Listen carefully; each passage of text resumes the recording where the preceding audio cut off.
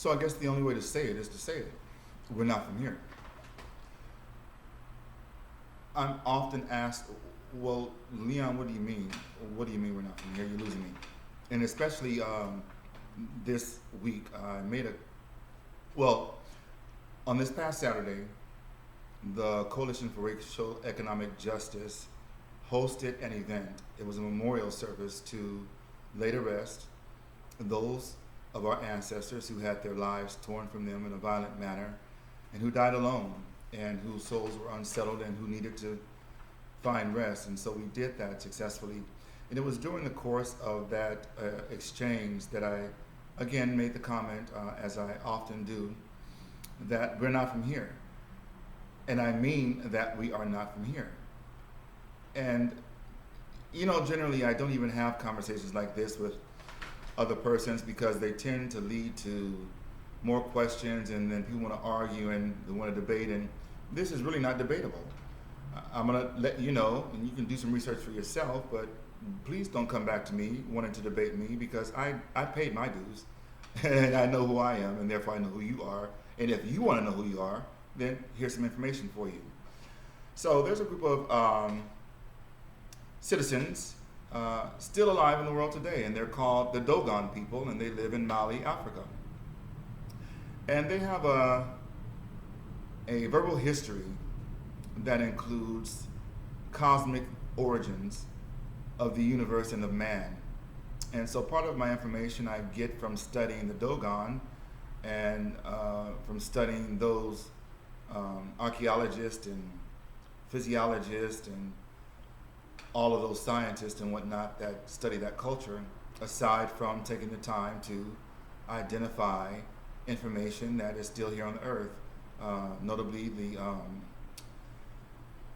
emerald tablets, the Princess Sophia. There are other scrolls that were discovered and who have been translated.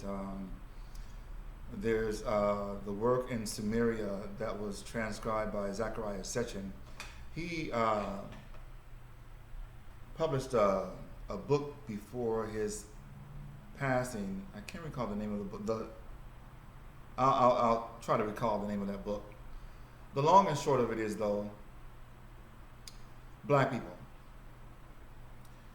you are older than this earth. And there are estimates that actually put us as being older than the sun. And I say that for this reason. When you look at the history of the species of black folks, original human beings on this earth, there are two things that we have to know. There's a history before we obtained these bodies, and there's a history that began at the time that our bodies began to coalesce. Leon, what do you mean? If you ask the average scientist, they will tell you that the earth coalesced over time, meaning that it drew to itself the materials that comprise it, the dust and the dirt and all of these things, under the influence of gravity and through heat and through all of these scientific terms, caused what we now know as the earth to begin to coalesce and to grow as these materials began to get more compacted and time passed. And it's much the same with the black man. At the time we entered into this solar system, there was no sun. That star had not yet taken its place where it is now. And so there was work going on in this universe. What that work is, I will not say to you. There are some things that I will not tell you. I paid a price for it, and the cost that came as a result of paying that price in terms of processing this information and what it did to my mind and how I needed to work through that, I wouldn't do that to anybody. When you're ready for that information, it will come to you. Suffice it now, for the intents and purposes of this bit of information, that when we arrived in this atmosphere, our bodies were more elemental uh, and we use more telepathic powers and properties and whatnot. But with the birth of the Son, it had an impact on our form. And in fact, we were, um, for all intents and purposes, abandoned in this environment while those of us who were not doing the work but managed and how do I want to say, but managed and oversaw and kind of like had eyes out to protect and see. They could see what was happening in terms of the Son, and that it was harmful for the form that we were. So the beings that were here went into the earth. The beings that left went for help. The help returned in the form of melanin. Melanin was given to us as a way to protect us from the influence of the sun. And the body began to coalesce with this melanin, which allowed us to live on the surface of the earth itself. Yet and still, there are those that yet remain inside the earth. Now, these are things that religion is not going to tell you. These are things that your government is not going to tell you. But if you use your critical thinking skills, and if you open your mind, if you open your spirit, if you open your chakras, and if you utilize that third eye, you will know intuitively that what I'm telling you is the truth. If you look at, for example, Denver, Colorado, why is it necessary to go so far down into the earth in order to conduct your business? It's necessary because you're dealing with intelligent life forms who had also taken refuge in that earth. And now you're working in tandem with them. And these species, not all of which are of the pure line of the black man, but that are cousins in the universe. There are many life forms in the universe. Do you not know this? But I would hate to think that we've been so ensconced in these books of religious literature that we really no longer know who we are. Do you know who you are?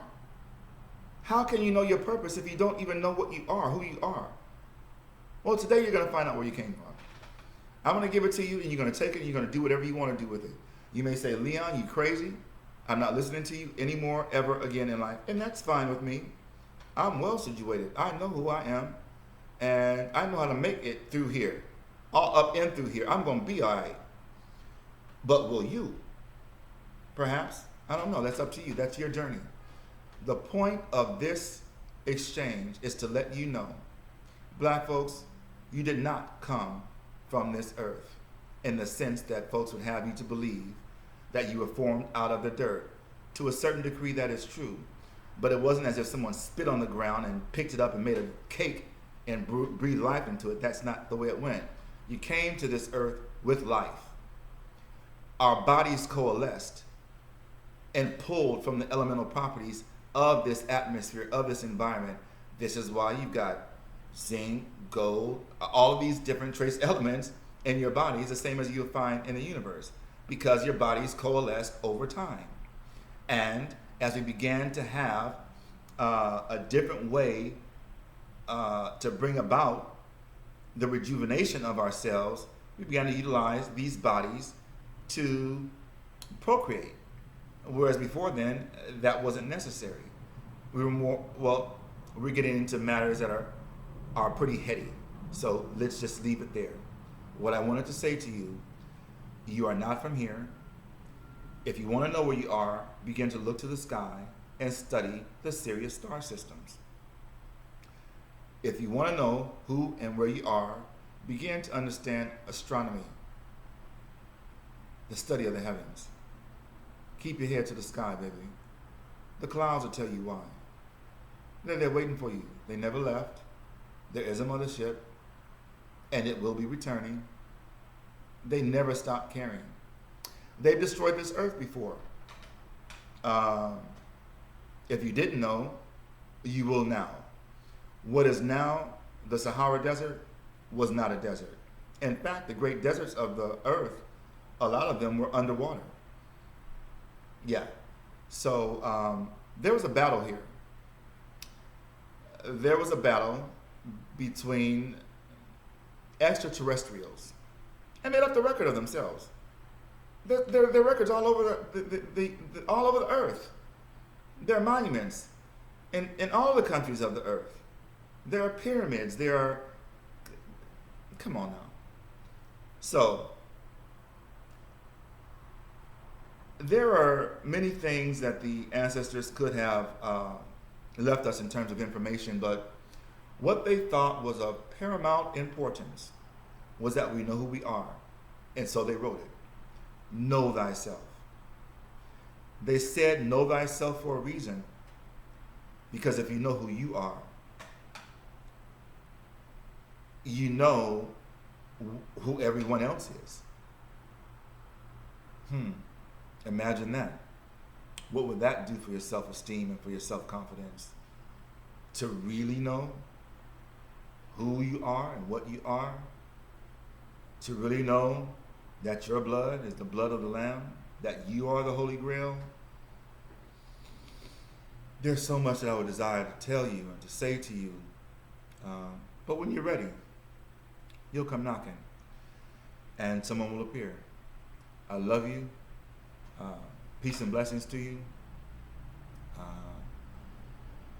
Look at the website, the Coalition for Racial Economic Justice, because there's a lot going on. There are lots of resources. There are lots of grants. There are lots of workshops. I've just made a strategic alliance to provide mental health services for clients. So there's a lot going on here. There's the independent contractor program for those who are in need of employment. If your unemployment is running out and it was probably only $600-800 a week, which is quite substantial when you don't have anything, but I'm letting you know you can make $1,300 a week as an independent contractor. The climate is right.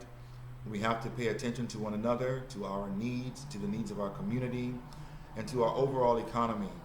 It's going to be difficult for businesses to stay open if no one can patronize the establishments. And if persons don't have jobs, then they can't patronize establishments, which is a certain recipe for disaster. No businesses and no jobs. Come on, Oregon, we can do better than that. We are better than that. You know, we don't have just any ordinary kind of love for this state. You know the kind of love that we have for this state and the kind of love that we should have for one another. If you are a corporation, show yourself to be a responsible corporation, a corporately responsible citizen, and contact the Coalition for Racial Economic Justice and submit your payment and your information to become certified as a corporation who is interested in inclusion in hiring practices, who practices non-discrimination when dealing with customers, who actually invest in the communities of color and the black communities within which they do business. Imagine that. Isn't that a novel sort of an idea? A business that actually invests where they take money from. Imagine that. That could probably work, right? So let's join together, let's join forces and refuse to go down without a fight. We can save this economy, we can grow this economy one certificate at a time. Thank you. Peace and blessings.